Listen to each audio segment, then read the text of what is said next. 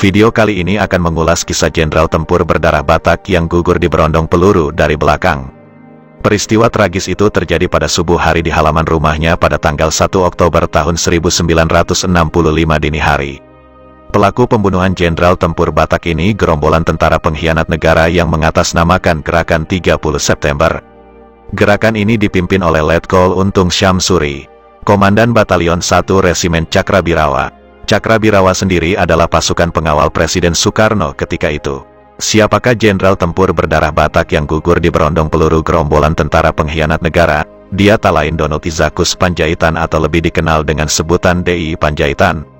Ya, Jenderal Panjaitan adalah salah satu jenderal dari 6 jenderal yang gugur diculik dan dibunuh komplotan Gerakan 30 September atau G30 SPKI pada dini hari tanggal 1 Oktober tahun 1965. Jenderal Panjaitan gugur di halaman rumahnya ketika dia hendak dibawa paksa komplotan penculik yang menyatroni rumahnya pada dini hari itu. Sang jenderal gugur disaksikan putrinya. Berikut ini sekilas profil dari Jenderal DI Panjaitan.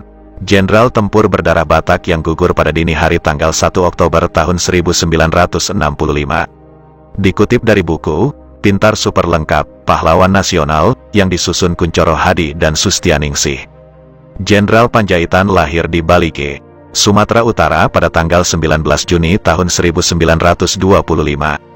Catherine Panjaitan, salah satu anak dari Jenderal DI Panjaitan, mengisahkan ketika gerombolan G30 SPKI datang ke rumahnya pada dini hari tanggal 1 Oktober tahun 1965. Malam tanggal 30 September tahun 1965 atau subuh tanggal 1 Oktober kami mendengar suara truk-truk berhenti dan orang-orang mengepung rumah kami. Tanpa ada peringatan, mereka menembak dari segala penjuru. Seperti hujan peluru, kata Catherine Panjaitan dalam kesaksiannya. Donald Izakus Jenderal Panjaitan yang lahir di Sitorang, Balige, Tapanuli pada tanggal 10 Juni tahun 1925 mengenyam pendidikan hingga tingkat SMA sezamannya. Pada saat pendudukan Jepang di Indonesia, Panjaitan memasuki pendidikan militer atau Gyugun dengan pangkat Soi atau Letnan II. Ia kemudian ditempatkan di Pekanbaru, Riau.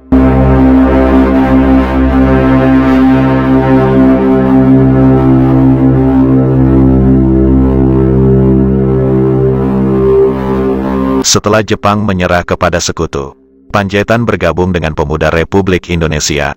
Pasca proklamasi kemerdekaan, Panjaitan bersama para pemuda lainnya membentuk Tentara Keamanan Rakyat, TKR. Dalam pasukan Cikal Bakal Tentara Nasional Indonesia, TNI, tersebut. Pertama kali Panjaitan ditugaskan menjadi Komandan Batalion, kemudian menjadi Komandan Pendidikan Divisi 9, Banteng di Bukit Tinggi tahun 1948. Selama itu pula, Panjaitan ikut terlibat bertempur melawan tentara Belanda.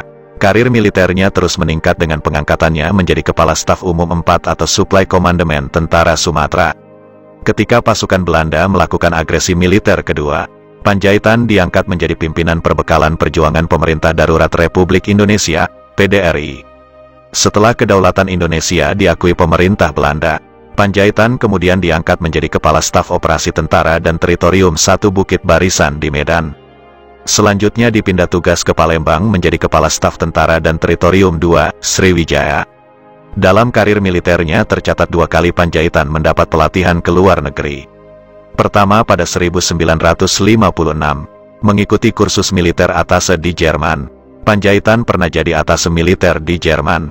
Kedua, tahun 1962, ia menimba ilmu di Associated Command and General Staff College, Amerika Serikat. Sepulangnya ke tanah air, Panjaitan mendapat jabatan baru menjadi Asisten 4 Menteri, Panglima Angkatan Darat, Men Pangat. Pada tahun 1965, pengaruh PKI kian menguat. Saat itu berhembus isu kudeta yang akan dilancarkan Dewan Jenderal. Panjaitan dituduh sebagai salah satu anggota Dewan Jenderal yang disebut akan melakukan kudeta terhadap Presiden Soekarno. Sampai akhirnya tragedi berdarah pun terjadi pada dini hari 1965. 6 jenderal pimpinan teras Angkatan Darat ketika itu diculik dan dibunuh. Salah satunya adalah Panjaitan yang ketika itu masih menyandang pangkat Brigadir Jenderal atau Jenderal Bintang 1. Peristiwa ini kemudian dikenal dengan G30 SPKI.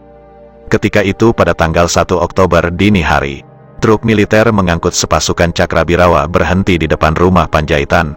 Setelah menembaki, pasukan tersebut memasuki rumah dan meminta Panjaitan turun. Saat itu Panjaitan dan keluarganya berkumpul di lantai atas. Menurut keterangan Riri Panjaitan, salah satu anak Jenderal Panjaitan yang saat peristiwa G30 SPKI baru berusia 8 tahun yang menjadi saksi dalam peristiwa tersebut. Jenderal Panjaitan turun dengan pakaian lengkap uniformnya sebagai perwira tinggi Angkatan Darat.